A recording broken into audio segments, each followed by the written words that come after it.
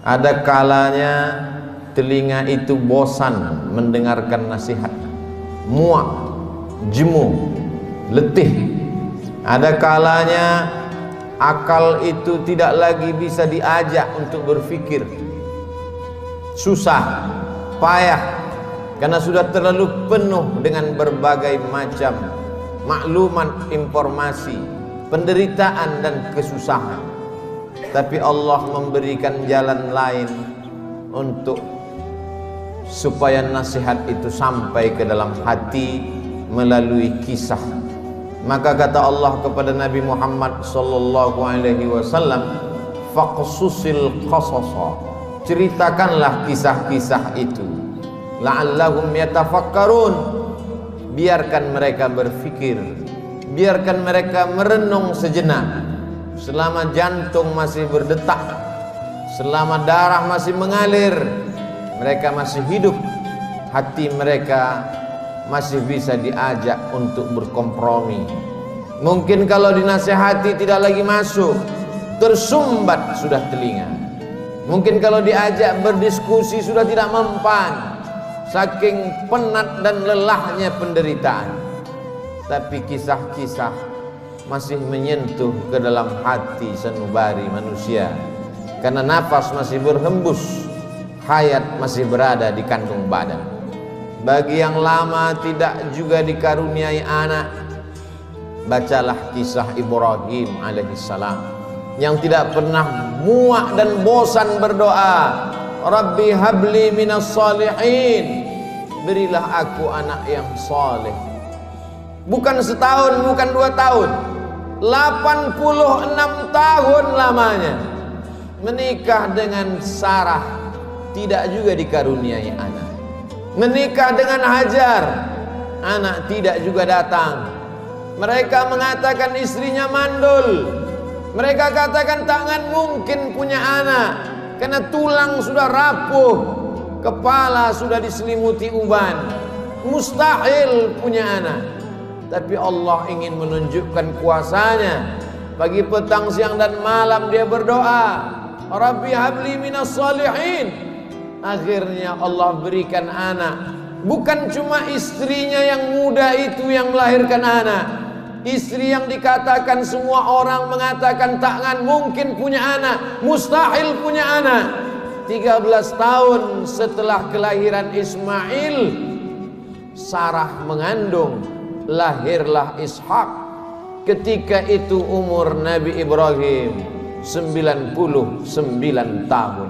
Allah ingin menunjukkan kuasanya. Innama amruhu idza arada syai'an ayyaqula lahu kun fayakun. Setan berbisik, mengapa dia yang pacaran, dia yang berzina, sekali berhubungan kelamin langsung punya anak? Mengapa dia yang melakukan hubungan tidak halal, tidak ada akad, tidak ada saksi, tidak ada mahar, tidak ada izin orang tua, mengapa begitu mudah? Memang itulah kerja setan. Alladzi waswisu fi sudurin nas la'atiyannahum min baini aydihim. Aku akan datang dari depan, wa min khalfihim, dari belakang, wa an aymanihim, dari kanan, wa an syama'ilihim, dari kiri. Memang begitulah kerja-kerja setan dari bentuk jin. Syayatinul jinni wal insi. Ada pula setan yang berbentuk manusia, yang kerjanya menghangat-hangatkan hati, memanaskan perasaan, sehingga mendidih bergejolak sampai pada mencaci maki Tuhan. Beristighfarlah, minta ampun kepada Allah. Bacalah kisah-kisah mereka, bagaimana susahnya Nabi Zakaria berdoa kepada Allah, Rabbi habli min ladunka dzurriyyatan thayyibah, berilah aku keturunan yang baik-baik ya Allah. Allah berikan keturunan yang baik. Anak itu bernama Yahya. Seorang perempuan lama tidak punya anak, namanya Hannah. Dia berdoa kepada Allah, Rabbi, ya Allah, inni aku nazartu, bernazar, laka ma fi batni muharrara. Kalau aku punya anak, kalau aku bisa mengandung, anakku ini akan kujadikan muharrara khalisan li khidmati Baitul Maqdis. Dia tidak akan menjadi petani, dia tidak kusuruh bercocok tanam, dia tidak akan mencari ikan di tengah laut menjadi nelayan, dia tidak akan menjadi pegawai kerajaan. Dia hanya akan aku jadikan muharrara, menjadi pelayan Baitul Maqdis. Hidupnya hanya akan menjadi pelayan rumahmu ya Allah. Dia tidak ada kerja lain. Kuwakafkan anakku ini untukmu ya Allah. Fataqabbalaha rabbuha. Allah kabulkan doanya biqabulin hasanin wa ambataha nabatan hasana. Anak itu tumbuh dengan pertumbuhan yang baik. Wa inni sammaituha Maryam. Anak itu aku beri nama Maryam. Wa inni u'idzuha bika wa dzurriyyataha. Aku minta perlindungan kepada engkau, bukan hanya kepada dia, wa dzurriyyataha, tapi sampai kepada anak cucunya, minasyaitonir rajim, supaya jangan sampai dia diganggu, digoda oleh setan yang terkutuk. Begitulah mereka orang-orang yang soleh. Ibrahim, Zakaria, Hannah, suaminya Imran, satu surat khusus untuk mereka. Nama suaminya Imran, nama istrinya Hannah. Hannah melahirkan anak Maryam, Maryam melahirkan anak Isa. Mereka orang yang dekat dengan Allah, tapi tetap diuji oleh Allah. Mereka orang yang dipilih Allah, tapi hidup mereka juga penuh dengan penderitaan dan kesusahan. Lalu siapa kita yang baru sekali dua menempelkan kening ke lantai, bermunajat kepada Allah, merasa hidup mesti senang, hidup mesti tenang, hidup mesti kenyang, padahal kita tak layak untuk menenteng sandal alas tapak kaki mereka. Kita bukan apa-apa dan kita bukan siapa-siapa. Bagi yang hidupnya selama ini berada di istana yang megah dan cantik, penuh dengan emas, berlian, permata, harum, semerbak, tiba-tiba tercampak dan terbuang. Bacalah kisah Musa alaihissalam. Dibesarkan di istana Fir'aun, lengkap dengan pelayan, makanan pakaian terjaga bersih rapi, penuh dengan dayang-dayang. Sampai akhirnya dia melihat ada dua orang yang sedang berkelahi. Fawakazahu Musa. Musa melerai, jangan kalian bergaduh, jangan berkelahi. Tapi kedua orang ini tidak juga menghentikan perkelahiannya. Fawakazahu Musa. Musa meninju dan memukulnya. Orang yang dipukul itu mati. Dan kebetulan yang mati itu adalah masyarakat kelas atas, masyarakat keluarga Fir'aun. Musa takut. Dia pergi bernaung di bawah kayu yang rindang sambil berpikir meninggalkan istana Fir'aun yang megah, gagah, perkasa. Ketika Nabi Muhammad SAW Isra Mi'raj, Nabi melihat dari Burak turun ke bawah. Dia lihat ada pohon yang rindang di tengah gurun pasir. Nabi bertanya kepada Jibril alaihissalam, pohon apa itu Jibril? Jibril menjawab, itulah pohon tempat bernaungnya Musa alaihissalam ketika dia terusir dari istana Fir'aun. Ayah tidak ada, ibu tidak ada, istri tidak punya, anak apalagi, sebatang kara, terbuang jauh dari istana. Satu-satunya berpegang teguh hanya kepada Allah. Orang yang bersama dengan Allah hatinya menjadi ramai walaupun dia di tengah kesunyian. Orang bersama dengan Allah dia bahagia walaupun dia dalam kesusahan dan penderitaan. Orang yang bersama dengan Allah tak pernah putus asa. Bersama dengan harta akan binasa, bersama dengan kemegahan, kemuliaan, jabatan akan berakhir. Bersama dengan dia, siapa dia? Al-Hayyu Maha Hidup. Bersama dengan dia, siapa dia? La ta'khudhuhu sinatun wala naum. Dia yang tak mengantuk dan tidak tidur. Ternyata itu hanya skenario Allah. Allah ingin melepaskan Musa dari kungkungan harta benda, dari cengkraman kekuasaan Fir'aun terlaknat. Allah ingin mempertemukan Musa dengan guru yang bijaksana, Syuaib namanya. Dari kejauhan Musa melihat orang ramai. Ternyata mereka ngantri untuk mengambil air di sebuah sumur tua yang pintunya tertutup batu yang besar. Tidak sanggup mereka menggeser batu itu, walaupun mereka berkumpul beramai-ramai. Musa dengan kekuatan yang dititipkan Allah menggeser batu itu.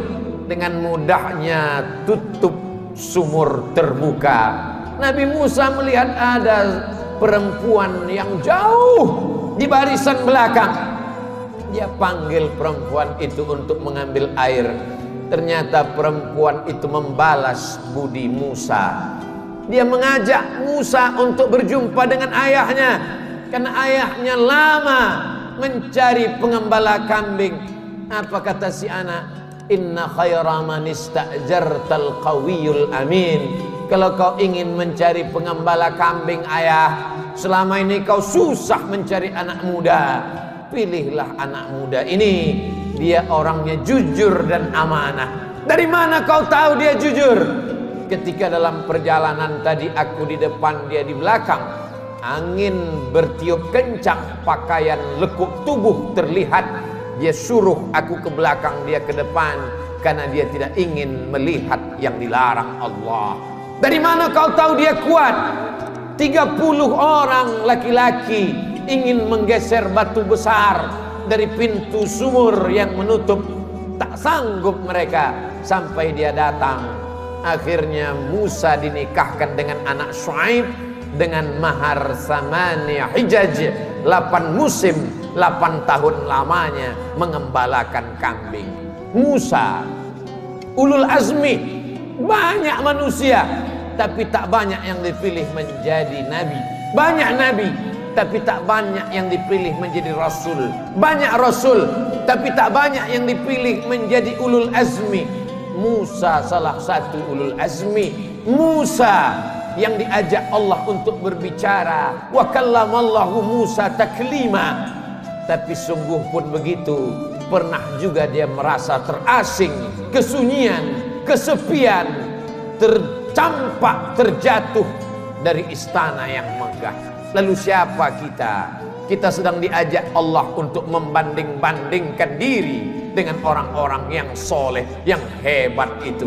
Engkau yang ditugaskan untuk menjadi guru agama, menjadi juru dakwah di tempat yang jauh, di tengah hutan belantara, melewati air gelombang pasang, melewati sungai, melewati batu karang yang tajam, sampai di tempat tujuan tidak disambut dengan tala'al badru alaina. Kau tak disambut dengan marhaban, kau tak disambut dengan permadani merah, kau tak disambut dengan sukacita.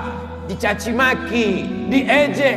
Akhirnya hati merasa marah, panas, meninggalkan dakwah, masuk ke dalam perahu. Perahu terombang-ambing di tengah lautan. Nampaknya barang-barang mesti dicampakkan. Satu persatu barang-barang dibuang ke laut. Namun perahu tetap juga penuh akan tenggelam. Mau tidak mau, suka tidak suka, penumpang mesti diundi. Dan undian itu jatuh ke tanganmu 3 kali. Kalau sudah 3 kali tak ada pilihan, kau mesti dicampakkan ke tengah laut. Mulut ikan nun sudah siap menganga menelan, berada dalam 3 kegelapan. Gelap malam, gelap lautan, gelap perut ikan. Ada kalanya kita merasakan kegelapan, hutang keliling pinggang, satu pun tak ada yang suka. Kawan menjadi lawan, keluarga menjadi musuh. Apa yang dapat kau ucapkan? Itu yang dirasakan oleh Nabi Yunus alaihi salam. Dia hanya berucap dengan mulutnya, la ilaha illa anta subhanaka inni kuntu minaz zalimin. La ilaha illa anta, tiada Tuhan selain engkau. Subhanaka, maha suci engkau, aku yang kotor, aku yang hitam, aku yang kelam, aku yang bergelimang dosa. Inni kuntu minaz zalimin. Aku sudah zalim, aku sudah aniaya, aku sudah buat dosa. Apa yang dilakukan Allah? Ikan itu memuntahkan isi perutnya. Lalu kemudian Nabi Yunus terdampar di tepi pantai. Ditumbuhkan Allah yaktin, labu. Dia makan labu. Hari ini ahli medis, para pakar gizi menganjurkan orang yang sakit untuk memakan buah labu, makanan yang baik untuk penyembuh orang yang dalam keadaan sakit. Ternyata Allah tahu apa yang ada dalam hatimu. Siapakah engkau bila dibandingkan dengan Nabi yang dipilih Allah? Ada kalanya engkau terjatuh, masuk ke dalam lautan. Lautanmu bukan lautan Nabi Yunus, perut ikanmu bukan perut ikan Nabi Yunus, gelapmu bukan gelap Nabi Yunus. Tapi kesulitan-kesulitan hidup yang datang silih berganti. Tak ada yang dapat kau lakukan kecuali berkata, La ilaha illa anta, subhanaka, inni kuntu minaz zalimin. Ada orang-orang yang mengajak engkau untuk berargumentasi, untuk berlaga, tapi bukan dengan otot. Mereka mengajak engkau berkelahi, berdebat dengan otak. Otakmu cerdas, IQ-mu hebat, IP-mu tinggi, sarjana, S1, S2 dan S3. Kau akan menang melawan mereka. Mereka bertanya, A anta fa'alta hadza bi alihatina? Kaukah yang sudah menghancurkan berhala-berhala kami? Kaukah yang sudah meluluh lantakkan sembahan-sembahan kami? Dengan ringan dia menjawab, Bal fa'alahu kabiruhum hadza. Bukan aku yang menghancurkannya. Yang menghancurkan berhala ini, patung-patung ini adalah patung yang paling besar. Lihat dari lehernya ada kampak. Dialah yang sudah menghancurkan. Ternyata orang-orang yang hebat berargumentasi itu, ketika dia kalah, dia tidak pakai otaknya, tapi yang dia pakai ototnya, yang dia pakai tenaganya, yang dia pakai kekuasaannya, yang dia pakai jabatannya. Kumpulkan semua kayu-kayu, bakar. Mereka membakar Nabi Ibrahim karena kalah berdebat dengan otak. Mereka pakai otot, jabatan, kekuasaan, tenaganya mereka pakai. Bakar, harriquhu, bakar dia. Tidak ada tempat berserah diri kecuali Allah. Nabi Ibrahim hanya meminta, bermohon kepada Allah. Apa yang dikatakan Allah, apa yang dikirimkan Allah. Allah tidak kirim tayran ababil. Allah hanya berkata, Ya nar, wahai api, kuni bardan, sejuklah, wasalaman, selamatlah ala Ibrahim. Api itu redup, api itu yang selama ini membakar, menghanguskan, meluluh lantakkan, membinasakan. Tapi kali itu Ibrahim keluar dari api unggun dalam keadaan salaman ala Ibrahim, selamat untuk Ibrahim. Ibrahim kita ucapkan bukan sekedar pemanis bibir di ujung lidah. Ibrahim kita sebut kama sallaita ala Ibrahim wa ala ali Ibrahim, kama barakta ala Ibrahim wa ala ali Ibrahim. Kalau anakmu mati, ternakmu mati, kebunmu kering kerontang, segala penghasilanmu hilang, tak cukup sampai di situ, penyakit pun datang, orang-orang menjauh. Bacalah kisah Nabi Ayub alaihissalam. Adakah Nabi Ayub berkeluh kesah? Adakah Nabi Ayub berkata, aku ini Nabi, kenapa anakku mati? Aku ini Rasul, kenapa ternakku mati? Kenapa kering kerontang? Dia hanya berkata, Rabbi, ya Allah, anni massaniyad dur. Aku kena penyakit ya Allah. Wa anta arhamur rahimin. Engkau maha penyayang di antara yang sayang. Tidak ada Nabi Ayub berkata sehatkan aku. Nabi Ayub tak minta sembuhkan aku. Dia hanya berkata anni massaniyad dur. Aku kena penyakit ya Allah. Wa anta arhamur rahimin. Engkau maha penyayang di antara yang sayang. Dia malu meminta kepada Allah. Dia malu berkeluh kesah kepada Allah. Dia malu Malu adalah satu cabang dari iman. Malu kepada manusia biasa, malu kepada malaikat biasa, tapi ini malu berkeluh kesah kepada Allah, malu meminta kepada Allah. Itulah akhlak para nabi. Faqsusil qasasa, ceritakan kisah-kisah itu, la'allahum yatafakkarun, mudah-mudahan mereka berfikir. Kembali kepada Al-Quran, baca Al-Quran, baca terjemah, baca kisahnya, menyejukkan hati, menenangkan jiwa.